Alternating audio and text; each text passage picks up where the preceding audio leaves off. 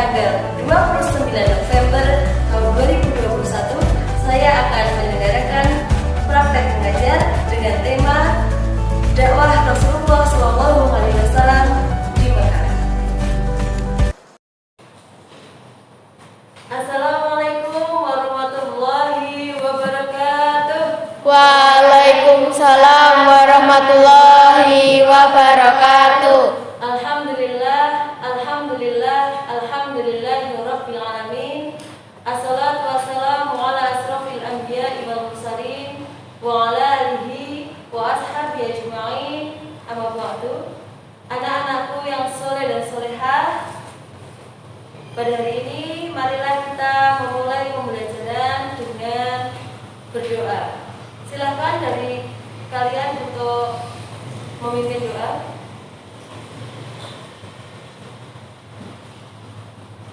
Untuk memulai pembelajaran hari ini, mari kita berdoa. Doa mulai. A'udzu billahi minasy syaithanir rajim. Bismillahirrahmanirrahim. Raditu billahi rabba wa bil islami dina wa bi Muhammadin nabiyyan wa rasulah.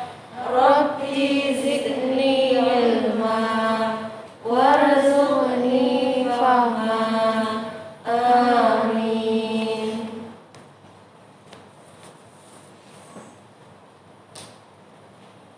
Doa selesai.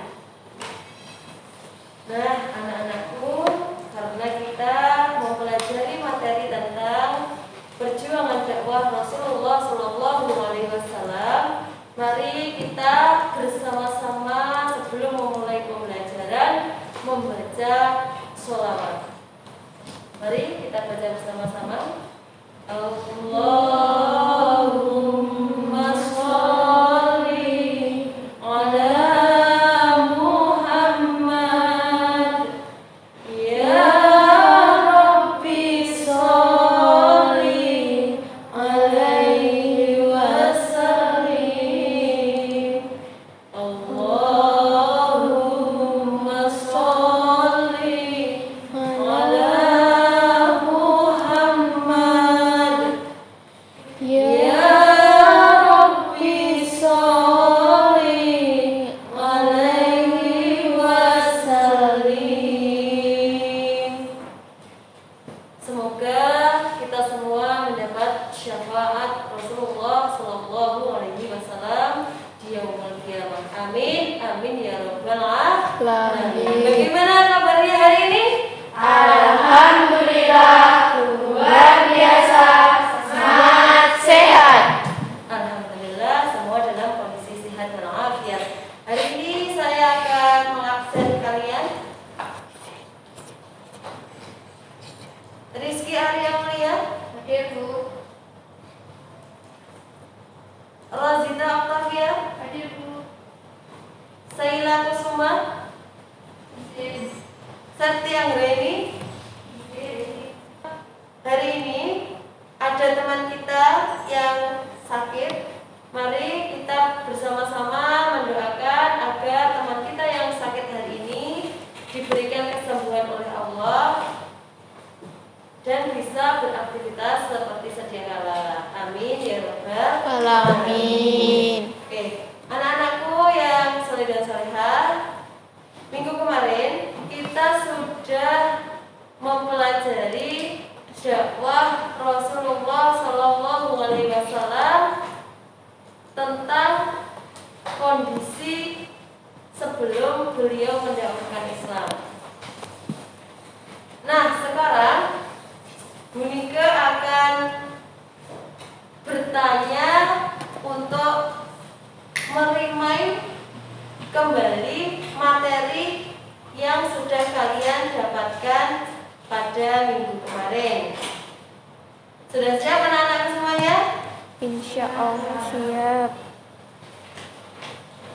Bagaimana kondisi masyarakat Mekah pada awal kenabian Rasulullah Muhammad SAW?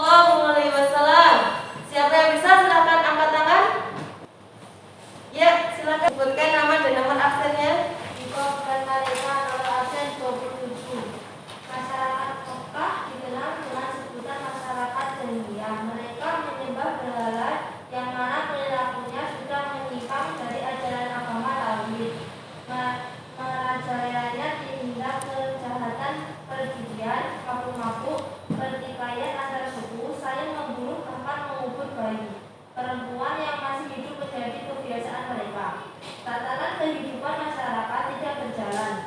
berlaku hanyalah hukum riba. Siapalah yang kuat dia yang berkuasa dan siapa yang menang dia yang berkuasa.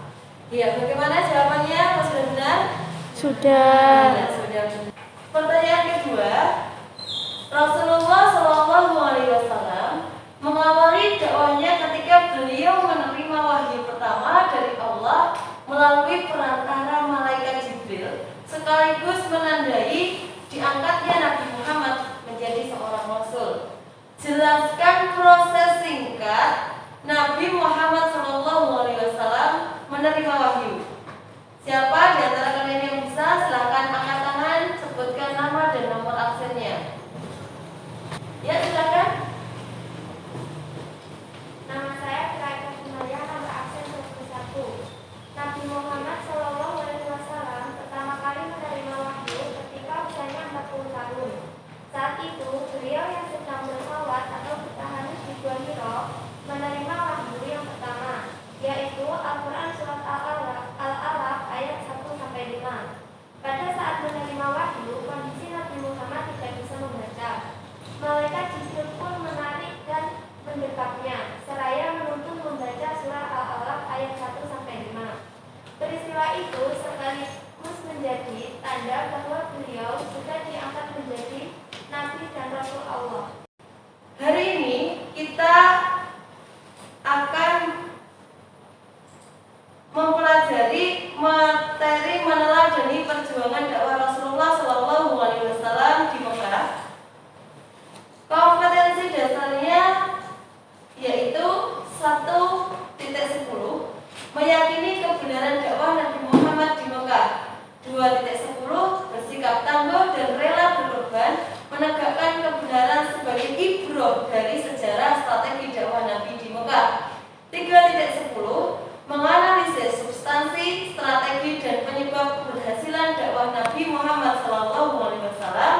4.10 menyajikan keterkaitan antara substansi dan strategi dengan keberhasilan dakwah Nabi Muhammad di Mekah. Indikator pencapaian kompetensinya apa? 1.10.1 mengimani kebenaran Nabi Muhammad di Mekah. 2.10.1 membiasakan perilaku tangguh dan rela berkorban menegakkan kebenaran sebagai ibroh dari sejarah strategi dakwah Nabi di Mekah. 3.10.1 menelaah substansi dakwah Nabi Muhammad SAW di Mekah. 3.10.2 menelaah strategi dakwah Nabi Muhammad SAW di Mekah. 3.10.3 memprediksi penyebab keberhasilan dakwah Nabi Muhammad SAW di Mekah. 4.10.1 menyajikan hasil penelaahan substansi dakwah Nabi Muhammad SAW di Mekah. 4.10.2 menyajikan penelaahan strategi dakwah Nabi Muhammad SAW di Mekah. 4.10.3 menyajikan prediksi penyebab keberhasilan dakwah Nabi Muhammad SAW di Mekah. Tujuan pembelajarannya apa? Dengan mengamati video berupa film pendek tentang perjuangan dakwah Nabi Muhammad SAW, peserta didik dapat mengimani kebenaran dakwah Nabi Muhammad di Mekah. Selanjutnya yang kedua, melalui ceramah Mari Bertafakur, peserta didik dapat membiasakan perilaku tangguh dan rela berkorban dalam menegakkan kebenaran ibroh dari sejarah strategi dakwah Nabi di Mekah. Yang ketiga, setelah menggali informasi dan berdiskusi, peserta didik dapat menelaah substansi dakwah Nabi Muhammad di Mekah.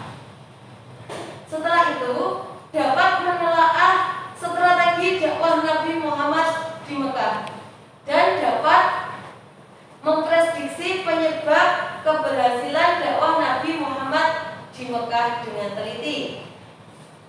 Selanjutnya, untuk yang keempat, melalui pembelajaran discovery learning, peserta didik dapat menyajikan hasil penelaahan strategi dakwah Nabi Muhammad SAW di Mekah, menyajikan penelaahan substansi dakwah Nabi Muhammad SAW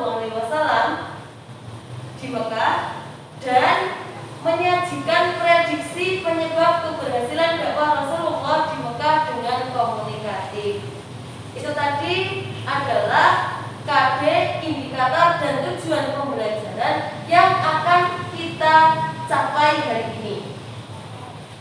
Nah, anak-anakku semuanya, silakan kalian baca materi di e-book yang sudah Ibu kirimkan di link WA grup kalian masing-masing. Setelah itu, silahkan kalian lihat video pendek The Messenger. Di situ ada film pendek tentang perjuangan dakwah Nabi Muhammad SAW di Mekah. Silahkan kalian baca buku terlebih dahulu, kemudian amati video yang sudah saya kirim. Silahkan kalian juga semuanya.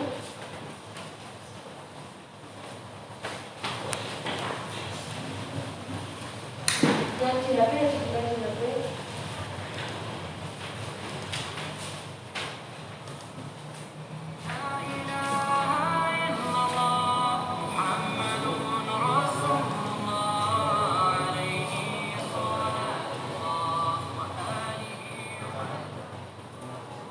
Assalamualaikum warahmatullahi wabarakatuh. Setelah mendapatkan wahyu dari Allah dan pengangkatan kerasulan, Rasulullah SAW mendapatkan tugas yaitu agar memberi peringatan kepada kaumnya.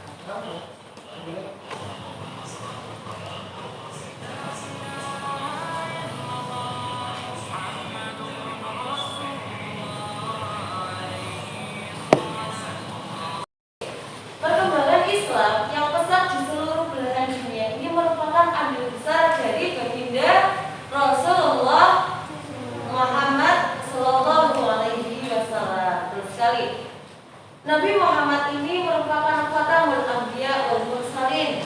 Beliau dikenal sebagai sosok yang cerdas dan berbudi luhur. Setelah kalian tadi membaca buku dan mengamati video, silahkan kalian buat satu pertanyaan terkait dengan materi kita hari ini.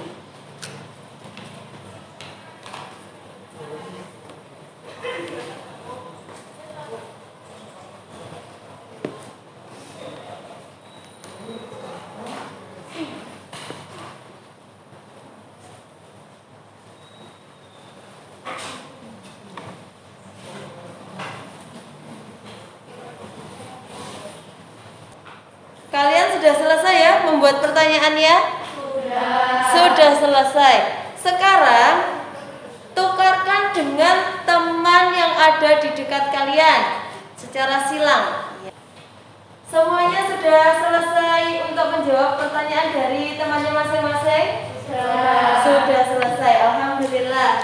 Saya akan memanggil acak siswa, nanti silahkan dibaca soalnya dan juga dibaca jawabannya. Yang pertama, Vera Verliani, silahkan dibaca soal dan jawabannya.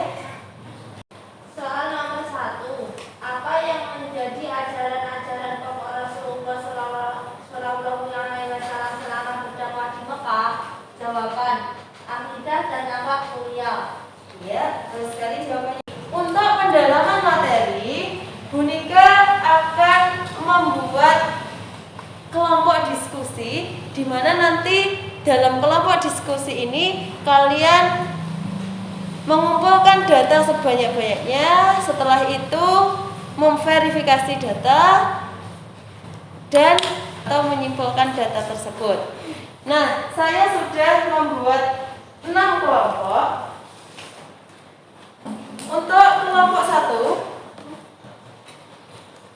Vera Rahmawati Dias Saputri, Sinta Fahira, dan Fania Elinda Mukti. Dan kelompok yang terakhir, kelompok 6, Sonia Audina Akbar, Syakara Himisa, dan Vera Verliani. Sudah paham dengan pembagian kelompoknya? Sudah. Selanjutnya apa yang dibahas oleh masing-masing kelompok ini? Untuk kelompok 1 dan kelompok 4, pembahasannya tentang substansi dakwah Rasulullah Shallallahu Alaihi Wasallam di Mekah. Untuk kelompok 2 dan kelompok 5, pembahasannya mengenai strategi dakwah Rasulullah Shallallahu Alaihi Wasallam di Mekah. Dan untuk kelompok 3 dan 6, pembahasannya mengenai faktor penyebab keberhasilan dakwah Rasulullah Shallallahu Alaihi Wasallam di Mekah. Sudah bisa dipahami apa yang harus dikerjakan oleh masing-masing kelompok? Sudah. Silahkan lakukan diskusi sesuai dengan instruksi saya. Dan jangan lupa dalam pengerjaannya kalian lihat petunjuk di LKPD kelompok. Oke, silahkan dimulai dari sekarang.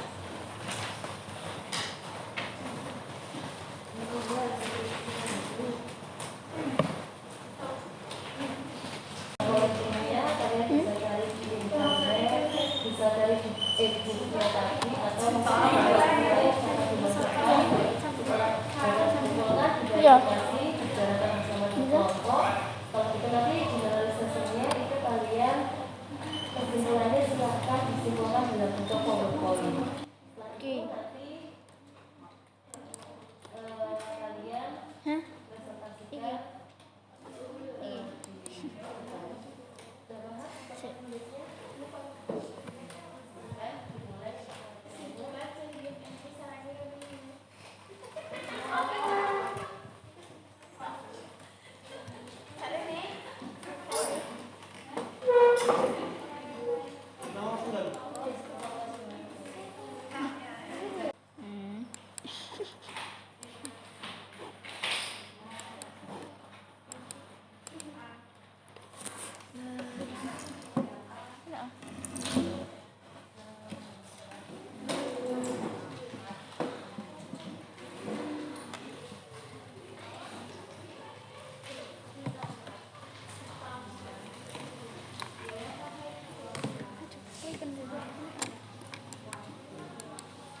Di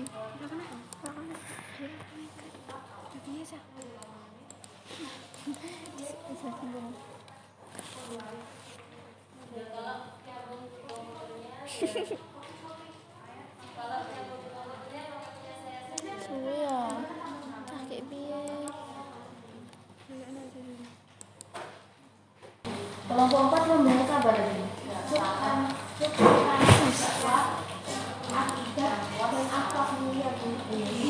salah nggak aku ya Jal.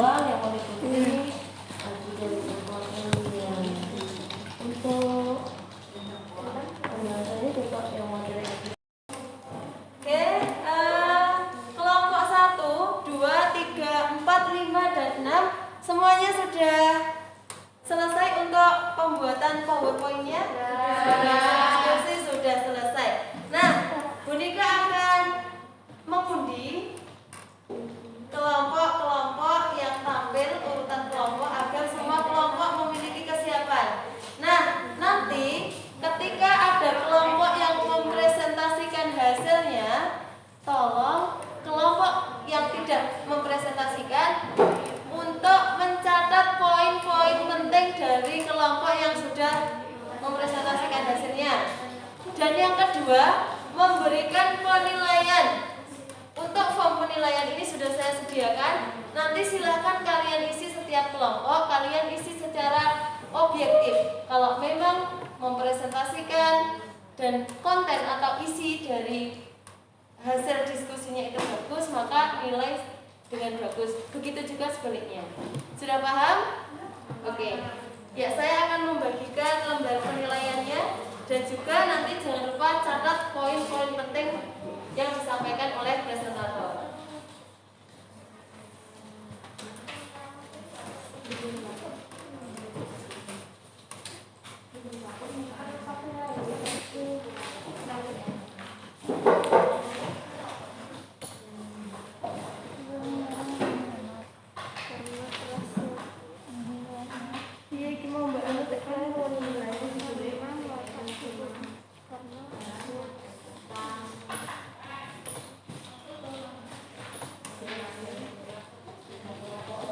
Penilaiannya itu ada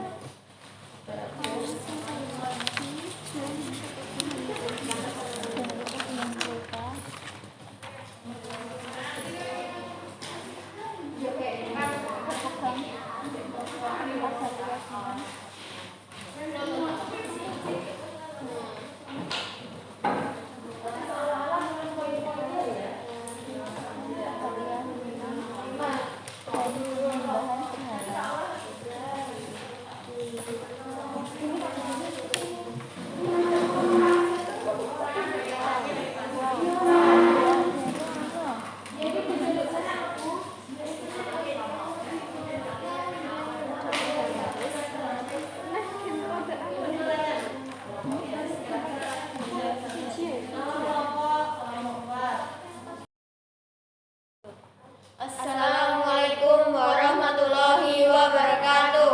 Waalaikumsalam warahmatullahi wabarakatuh.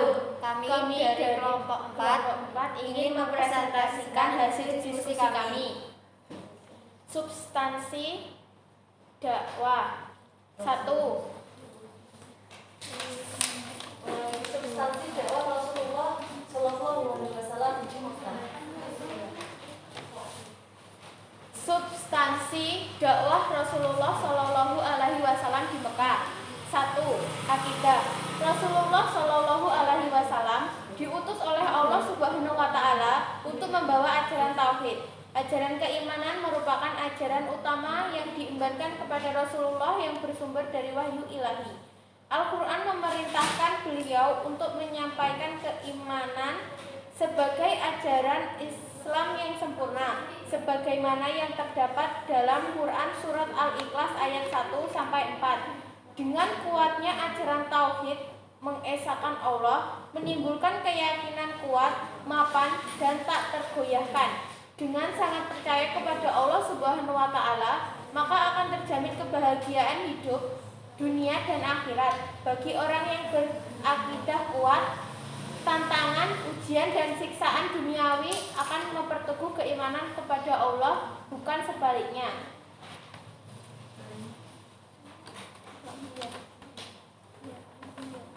2.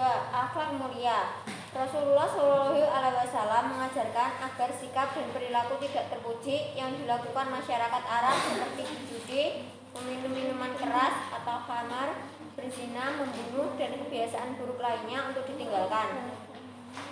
Nabi Muhammad Shallallahu Alaihi Wasallam tampil sebagai sosok dengan akhlak yang luhur. Ajaran untuk memperbaiki akhlak juga bersumber dari Allah Subhanahu Wa Taala dan kedudukannya menempati urutan kedua setelah akidah. Akhlak mulia tidak hanya diajarkan dalam Islam, tetapi juga dicontohkan dalam kepribadian Rasulullah. Akhlak Rasulullah Shallallahu Alaihi Wasallam adalah akhlak Al-Quran. Akhlak dicontohkan seperti tekun beribadah, suka menolong, sopan, lembut, dan membela kebenaran. Kepribadian beliau dalam membangun dan memelihara hubungan keluarga serta persahabatan mampu mengubah manusia yang biadab menjadi adab. Sekian presentasi dari kelompok 4. Apakah ada Berasal dari kelompok 1. Nama saya Fania Indah Muti, nomor 20. Izin bertanya, mengapa Allah mengutus Rasulullah Shallallahu Alaihi Wasallam untuk menyempurnakan akhlak manusia? Terima kasih.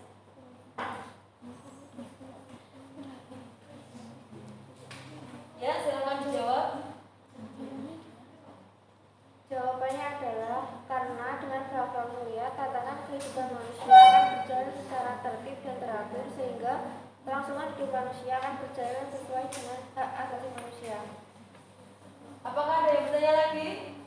Tidak ada? Cukup, silakan ditutup. Terima kasih. Sekian presentasi dari kami. Wassalamualaikum warahmatullahi wabarakatuh. Berilah tepuk Selanjutnya, kelompok yang akan tampil sebagai presentator kedua adalah kelompok 5. Silakan kelompok 5 untuk mempresentasikan hasilnya. Kita beri aplaus untuk kelompok 5. Assalamualaikum warahmatullahi wabarakatuh. Waalaikumsalam warahmatullahi wabarakatuh. Kami dari kelompok 5 ingin mempresentasikan mengenai strategi dakwah Rasulullah Rasulullah di Mekah secara sembunyi-sembunyi dan terang-terangan. Strategi dakwah Rasulullah di Mekah secara sembunyi-sembunyi. Dakwah di Al-Sir. Dakwah secara sembunyi-sembunyi selama 3 sampai dengan 4 tahun. Cara ini ditempuh oleh Rasulullah SAW karena beliau begitu yakin bahwa masyarakat Arab Jahiliyah masih sangat kuat mempertahankan kepercayaan dan tradisi warisan leluhur mereka, sehingga mereka bersedia berperang dan rela mati dalam mempertahankannya. Pada masa dakwah secara sembunyi-sembunyi ini, Rasulullah menyuruh untuk masuk Islam orang-orang yang berada di lingkungan rumah tangganya sendiri dan kerabat serta sahabat dekatnya. Mengenai orang-orang yang telah memenuhi seruan dakwah Rasulullah tersebut adalah Khadijah bin Khuwailid, istri Rasulullah, wafat tahun ke-10 dari kenabian. Ali bin Abu Thalib, saudara sepupu Rasulullah yang tinggal serumah dengannya. Waktu masuk Islam ia baru berusia 10 tahun. Zaid bin Harisah, anak angkat Rasulullah, wafat tahun 8 Hijriah atau 625 Masehi. Abu Bakar As-Siddiq, sahabat dekat Rasulullah yang hidup dari tahun 573 sampai dengan 634 Masehi, dan Ummu Aiman, pengasuh Rasulullah SAW pada waktu kecil. Usaha dakwah Abu Bakar As-Siddiq berhasil karena ternyata beberapa orang kawan dekatnya menyatakan diri masuk Islam. Mereka adalah Abdul Amar dari Bani Surah. Abdul Amar berarti hamba milik si Amar. Karena Islam melarang perbudakan, kemudian nama itu diganti oleh Rasulullah menjadi Abdurrahman bin Auf, yang artinya hamba Allah yang Maha Pengasih.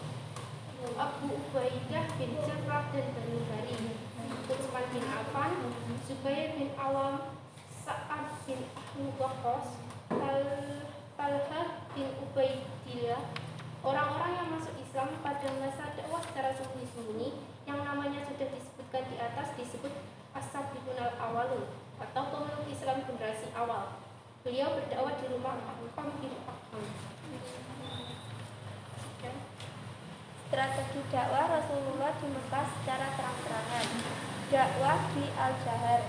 Dakwah secara terang-terangan ini dimulai sejak tahun keempat dari kenabian, yakni setelah turunnya wahyu yang berisi perintah Allah Subhanahu wa Ta'ala agar dakwah itu dilaksanakan secara terang-terangan.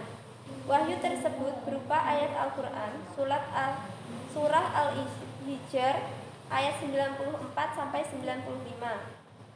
Tahap-tahap dakwah Rasulullah SAW secara terang-terangan ini antara lain sebagai berikut.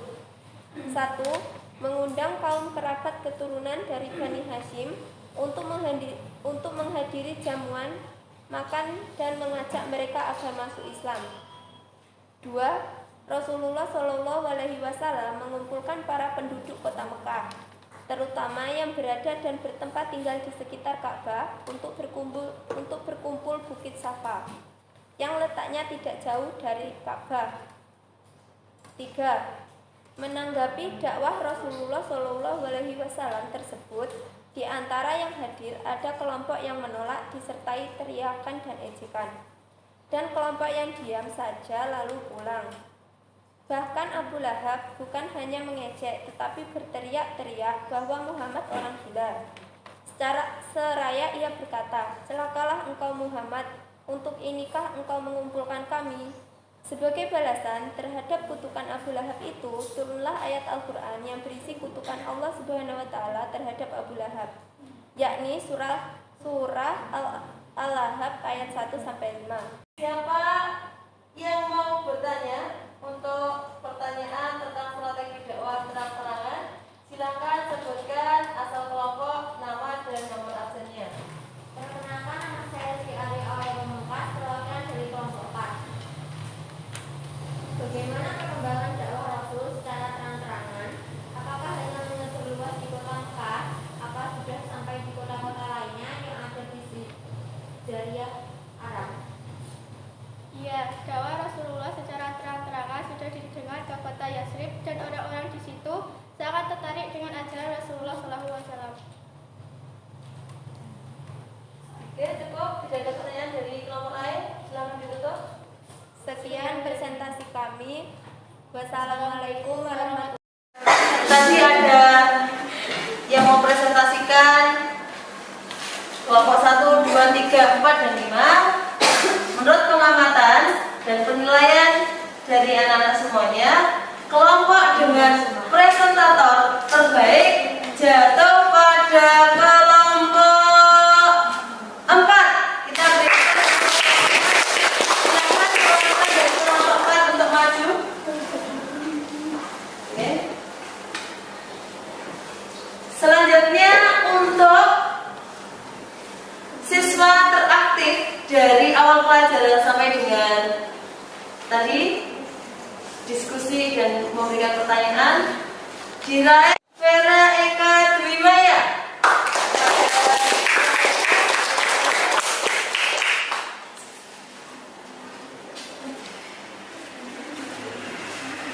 Okay. The best group of the day diraih oleh kelompok 4.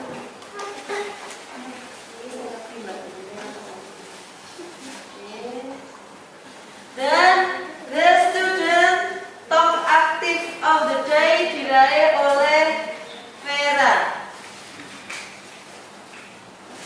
Kita beri aplaus untuk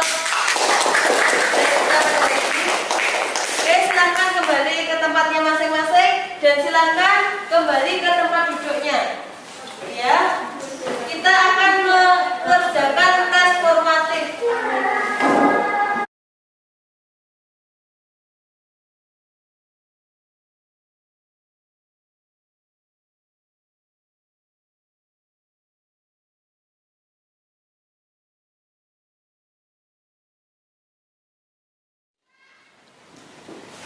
Setelah kalian mengerjakan, semuanya sudah masuk nilainya, ya. Alhamdulillah hari ini 90% nilainya di atas KKN. Kita beri aplaus untuk anak-anak semuanya. Nah, anak-anakku, kesimpulan pembelajaran kita hari ini ada 3 poin terkait materi. Yang pertama apa? Semenjak diangkat menjadi Rasul, Nabi Muhammad SAW itu menyampaikan dakwah. Ajaran pokoknya ada 2. Yang pertama apa? Yang pertama adalah akidah, dan yang kedua adalah akhlak mulia. Dalam menjalankan misi dakwahnya, Rasulullah menggunakan 2 strategi. Strategi yang pertama adalah strategi dakwah secara sembunyi-sembunyi, dan yang kedua secara terang-terangan. Yang ketiga apa? Faktor penyebab keberhasilan dakwah Rasulullah di Mekah dipengaruhi oleh apa? Yang pertama, kepribadian Rasulullah SAW sebagai penyampai risalah Allah, dan yang kedua adalah